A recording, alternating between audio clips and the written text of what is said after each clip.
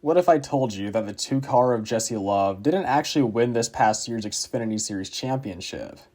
You'd probably say, here we go again, another video trying to prove how illegitimate the playoffs are, we get it. But I'm not talking about those playoffs at all. I'm talking about the alternate behind-the-scenes playoffs that sometimes crown a different champion than the one shown in glory on TV, and pay out a lot more money. That is, the NASCAR Owners' Championship. While Jesse Love did of course win the Drivers' Championship, his RCR number 2 machine actually finished 5th in the Owners' points, and so the RCR number 2 team didn't receive the full champion's purse. So what are the Owners' points, how are they calculated, and why do they sometimes end up being different from the Drivers' points?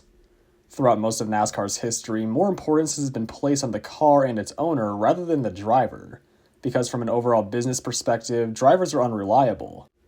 They can get injured, quit, or just perform really bad, so as insurance to the teams who collectively can make or break NASCAR, the majority of the end-of-year points purse is distributed based on how many points each car generated rather than the driver.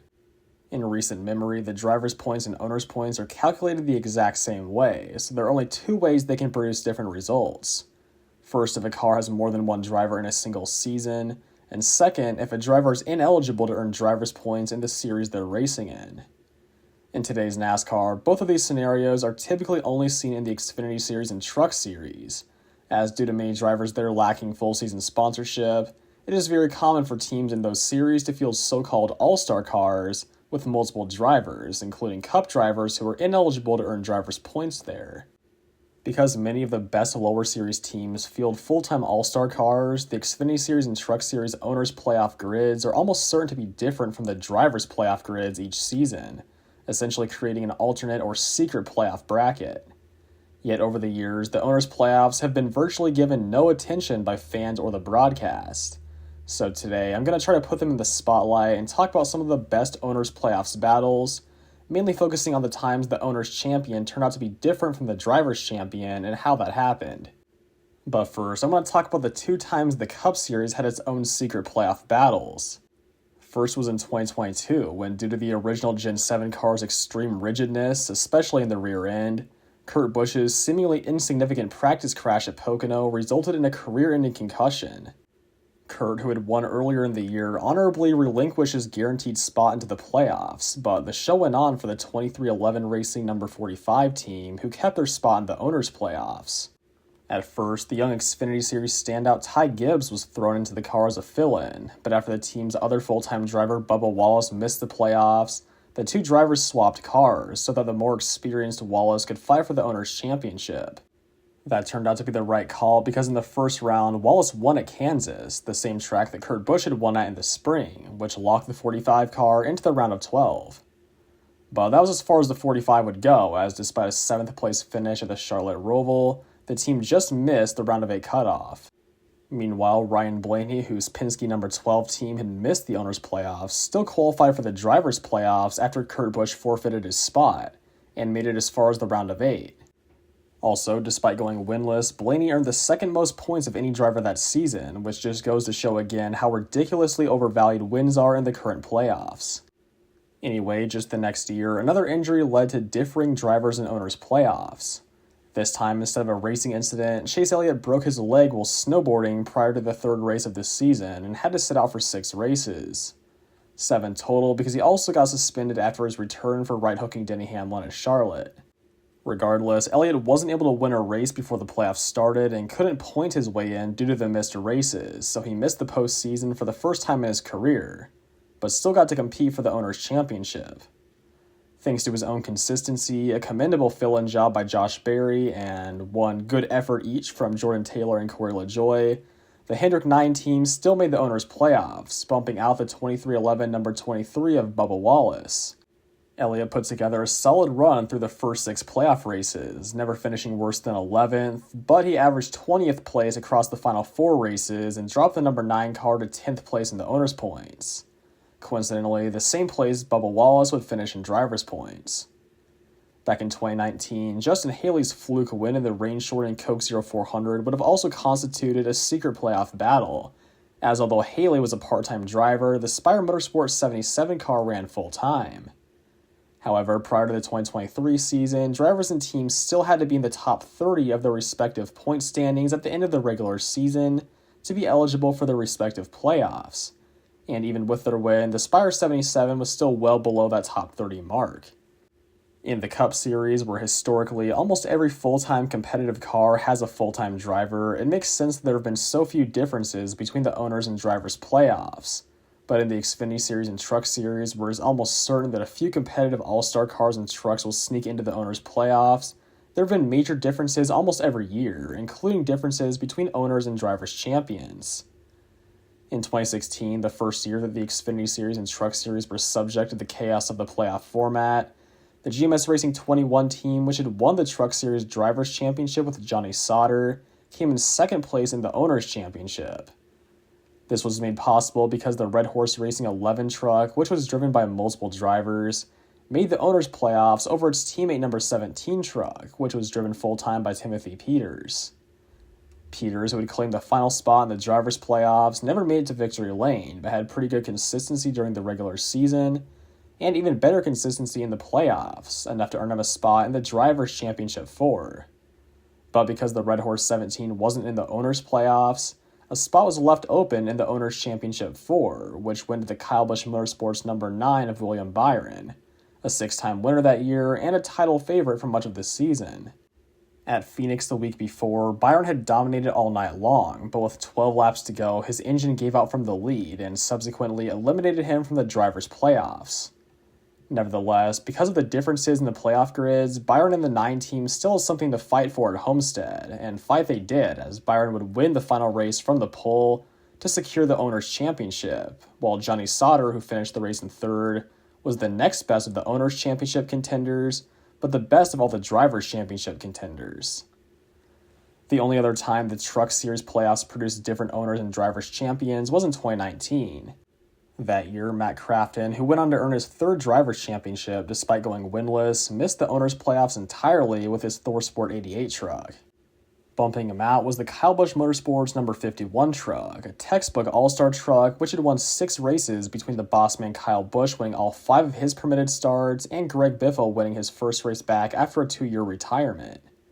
While its wins all came during the regular season, the 51 truck's playoff run was still just about as impressive, as despite 5 different drivers taking over the wheel during the first 2 playoff rounds, the truck only finished worse than third place a single time.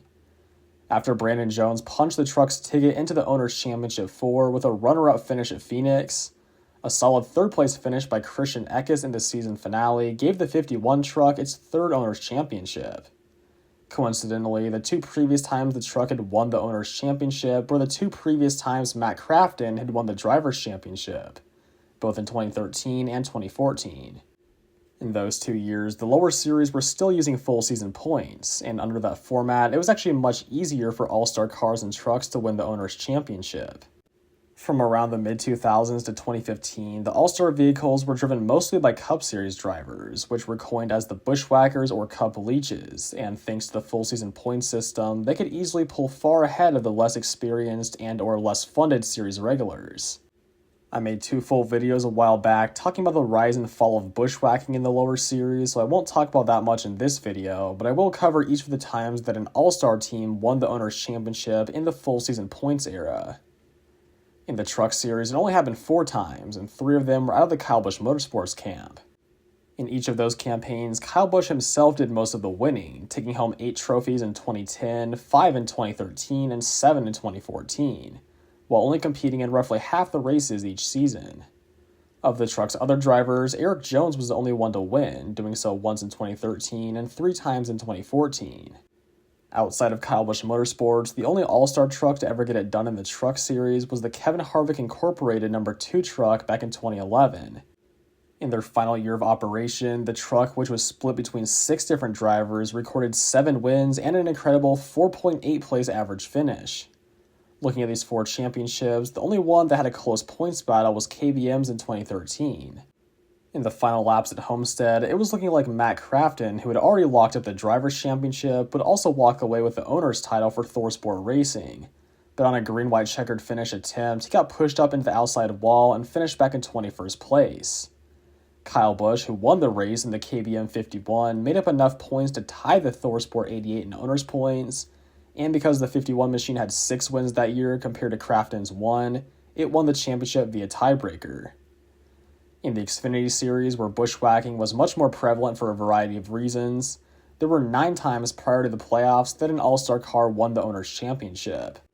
I would like to point out that not all of these cars had a large rotating driver lineup. For instance, in 2003, the RCR21 car was split almost evenly between Kevin Harvick and Johnny Sauter. In 2007, the RCR29 was split between Jeff Burton and Scott Wimmer. And in 2011, Carl Edwards intended to run the full season, but had to sit out at Road America as it conflicted with a Cup race that weekend. Regardless, I lumped every car with multiple drivers in here as an all-star car by technicality. As far as entertaining points battles go, there would only be 3 that came down to the wire in this season finale. First was in 2008 when Joe Gibbs Racing had their first of many All-Star Car triumphs. Their number 20 car was split between all 3 of their Cup drivers, Kyle Busch, Denny Hamlin, and Tony Stewart, as well as sliced bread himself, Joey Logano, once he turned 18 in May. Between them, the car went to victory lane 9 times, including once with Logano and just his 3rd career start. Somehow, the Gibbs 18 car one-upped them with 10 wins between Kyle Busch and Denny Hamlin, but because it only ran a partial schedule, it wasn't any competition for the Owners' Championship. Instead, the 20 car entered the final race in battle with the 2 Drivers' Championship contenders, Clint Bowyer in the RCR number 2 and Carl Edwards in the Roush number 60. In the race, Edwards won, Bowyer finished 5th, and Logano in the 20 finished back in 10th. But it was still enough for the 20 car to win the championship by a few positions worth of points over the RCR2. Even with their race win, Edwards and the 60 team needed the other 2 teams to have some bad luck, so they settled for 3rd in owners' points and finished 2nd to Bowyer in drivers' points. In 2011, the first year that Cup drivers were banned from earning drivers' points in the lower series, Carl Edwards still drove the Roush 60 on a nearly full-time basis, only being replaced at Road America by the right-turn specialist Billy Johnson. While the Roush number 6 of Ricky Stenhouse Jr. only had to finish in 37th place or better to clinch the Drivers' Championship, Edwards and the 60 car were neck and neck with the Joe Gibbs 18 for the Owners' Championship. Both cars had 8 wins apiece coming into the final race, and while the 60 car was atop the standings coming in, it only led by a single point over the 18 car. All Denny Hamlin and the 18 had to do was finish a single spot better than Carl Edwards, but despite a solid 5th place finish, he was no match for Edwards, who had led 87 laps that night and finished in 3rd place. In 2013, Joe Gibbs Racing renumbered their primary All-Star car from 18 to 54, and Kyle Busch joined back after leaving to start his own team the year prior and failing to win a single race. With a chip on his shoulder, Busch returned to peak form and won 12 of his 26 starts. But ultimately, it wasn't enough to win the Owners' Championship. Busch had a few finishes outside the top 20, and the car's other drivers of Joey Coulter, Drew Herring, and Owen Kelly had some good finishes, but none better than Kelly's 4th place at Road America. On the other hand, the Penske 22 car had an all-star car roster to die for, made up of Brad Keselowski, Joey Logano, Ryan Blaney, and AJ Allmendinger. The primary drivers of Keselowski and Logano combined for 9 wins, while Blaney took his first career win at Kentucky, and Allmendinger won both of his starts on the road courses. Even then, the Owners' Championship came down to the final laps at Homestead between the 22 and the 54, where although Logano in the 22 finished 3 positions behind Busch in the 54, Team Penske still came out on top to win their first Owners' Championship by a single point. The Drivers' Championship also went the distance, as the RCR3 of Austin Dillon just squeaked out a 3-point margin over the Penske 12 of Sam Hornish Jr. The next 2 Owners' Points battles, the final ones with full season points, bore much the same result as in 2013. The Penske 22 in first and the Gibbs 54 in second, albeit in less dramatic fashion. After a down year in 2016, in which the 22 car shockingly went winless, the Penske team came back stronger than ever in 2017 to become the first All-Star car to win the Xfinity Series Owners' Championship under the playoff format. That year, 3 of the 4 Owners' Championship 4 spots were taken up by All-Star cars, as in addition to the Penske 22, both the Joe Gibbs Racing number 18 and number 20 cars also qualified.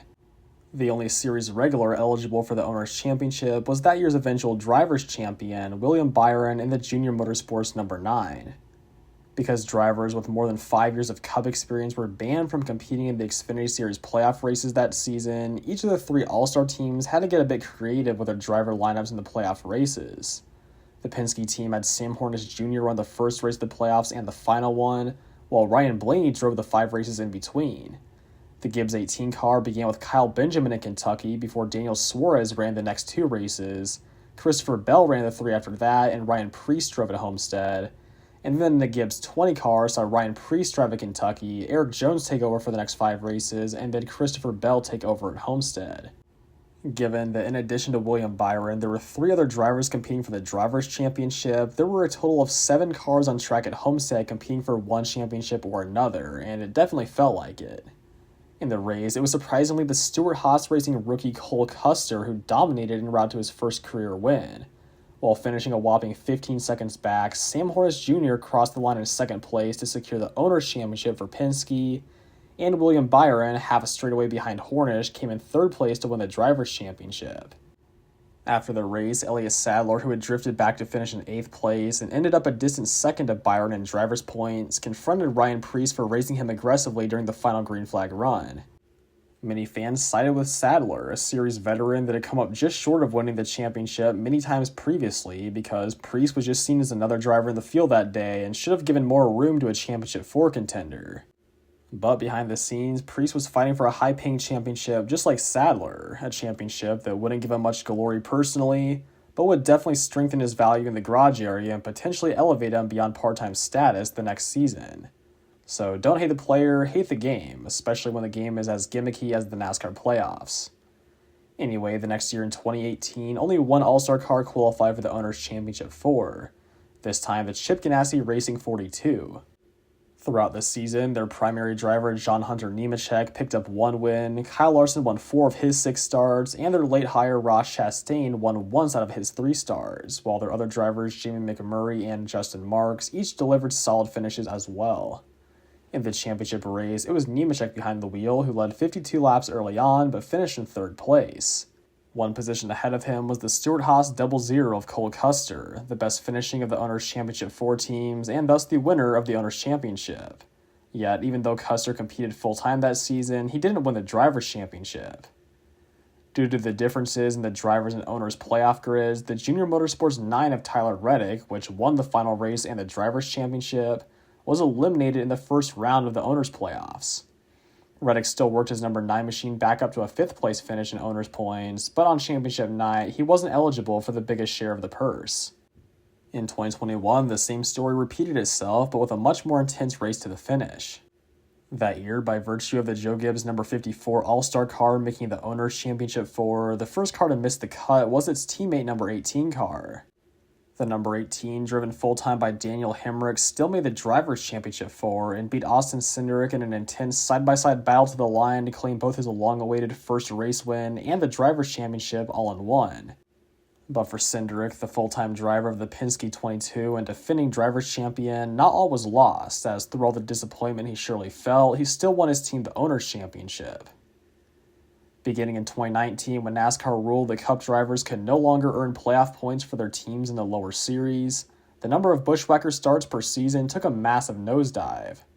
While the Cup leeches hadn't been allowed to compete for drivers' points in the lower series since 2010, the lower series teams still hired them whenever they could to help compete for the Owners' Championship. But with their wins no longer locking their cars or trucks into the playoffs or building up playoff points, the All-Star teams had to adapt or die. Most did the latter at some point along the line, but the few that survived followed a few different strategies. These included 1. Rotating through any drivers who brought sponsorship, 2. Hiring Buschwhackers anyway and either trophy farming with them or relying on their race points to help point their way into the Owners' playoffs, and 3. Hiring talented part-time drivers or development drivers with the potential to actually win. Most All-Star teams in recent years have combined all 3 strategies together, including the Kyle Busch Motorsports 51 truck in 2019, which we covered earlier. Kyle Busch won all 5 of his allowed races, which only counted for regular season points. The rest of the truck's races were split between talented part-timers and various Toyota development drivers, and yet the truck still somehow won that year's Owners' Championship. That catches us up to this past season of 2025. The This past season, there were multiple full-time cars in the Xfinity Series, split between multiple drivers, but looking only at big-name, playoff-caliber teams, there were really only two that I would consider all-star cars. One of them was the Kaulig Racing 11 car, which was planned to be driven all season by Josh Williams, but due to his underwhelming results, he was released after the 21st race at Indianapolis and replaced by a combination of Cup drivers and drivers from other series. But none of them could really do much better, and by the end of the year, Williams still held the car's best finish of 6th place, which only Carson Hocevar was able to match. While the Kaulig 11 missed the playoffs by a long shot, the other all-star car, the Joe Gibbs Racing number 19, locked its way in early on with Aric Almirola's win in the Spring Phoenix race. Since 2024, Almirola has played a major role in keeping the Gibbs all-star cars competitive, as since his retirement from full-time Cup racing at the end of the 2023 season, all of his 6 wins for Gibbs have counted in full towards the owner's playoffs. Thanks mostly to Almirola, the Gibbs 19 was the only all-star car to qualify for the 2025 Xfinity Series Owners Playoffs, and once they started, the 41-year-old Florida native absolutely carried them through to the Championship 4 by winning the opening races of both the Round of 12 and the Round of 8. And leading back to the intro of this video and the championship race at Phoenix, he finished in 2nd place, a little less than a second back of Jesse Love in the RCR number 2 to win the Owners Championship. In the Owners' playoffs, the RCR number 2 was eliminated after the Round of 8, so while Jesse Love took the Drivers' Championship, his car was never eligible to win the Owners' Championship. But interestingly enough, his teammate number 21 car driven by Austin Hill was, even though Hill didn't qualify for the Drivers' Championship 4. As punishment for intentionally wrecking none other than Aric Almirola at Indy earlier in this season, NASCAR took away all the playoff points Hill had earned up to that point and suspended him for 1 race, but his RCR21 car wasn't affected. So while Hill was eliminated from the drivers' playoffs after the first round, his car advanced on to the Owners' Round of 8, where then his redemption win at Talladega locked his car into the Owners' Championship 4. But in the final race, his 9th place finish ultimately left him 4th out of the 4 championship contending teams. Also lost in the championship battle at Phoenix was the intense battle for 20th place in owners' points. In each series, there were various bonus payouts for finishing in the top X positions in owners' points, and in the Xfinity Series, there's one for finishing in the top 20. Entering the final race, the Kaulig Racing 10 of Daniel Dye held the 20th spot, while the Kaulig Racing number 11 All-Star car and the Alpha Prime Racing 44 of Brennan Poole were tied for 21st, 6 points behind. But before the race even started, Daniel Dye was on the outside looking in as he crashed in practice and would have to start the tail end of the field in a backup car. Dye's backup had very little speed all race, so the battle came down between Brennan Queen in the 11 and Brennan Poole in the 44, and as it would turn out, those two drivers came out of turn 4 side by side on the final lap, with Poole taking the run off the inside lane, pushing the 11 up the track and cashing out the big bonus for his underfunded team. I'll probably need to make a video on what Poole's been able to do in that car at some point in the future because it essentially has no manufacturer or engine supplier support whatsoever, so there is no reason it should be even close to beating not 1 but 2 Kaulig cars in owners' points. But that's besides the point, and also this is just the most recent example of countless mid-pack or back-of-the-pack owners' points battles that have somewhat shed out into the public eye.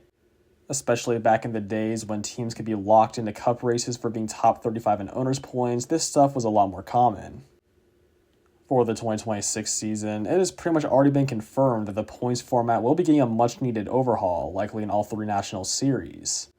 Additionally, NASCAR has officially announced that they'll be lifting some of the restrictions on cup drivers competing in the lower series. In the Xfinity Series, which will become known as the O'Reilly Auto Parts Series next season, Cup drivers with 3 or more years of full-time Cup experience can now make 10 starts, and in the Truck Series, they can make 8. To my knowledge, their wins and stage wins still won't count towards the owners' playoffs, but it will be interesting nonetheless to see if any Cup drivers take advantage of these extra starts. And regarding the new points format, it'll also be pretty interesting to see if it is any more or less friendly to all-star cars in the lower series. But that is pretty much everything you need to know about NASCAR owners' points and how all-star cars, bushwhackers, part-time drivers, suspensions, injuries, and more can create major differences between them and the driver's point shown on TV. It is possible that I missed some details about owners' points battles in the pre-playoff years, as it is very hard to find information about owners' points in the lower series, especially before around 2015. So let me know down in the comments if there was anything I left out that you are all aware of. But yeah, that's all for today's video. I'll link the 2 videos I did about a year ago on the rise and fall of bushwhacking in the description, if any of you haven't seen those yet, as there was some overlap with those in this video. So thank you all for watching. Make sure to hit that like button if you did enjoy this video, and until next time, peace out.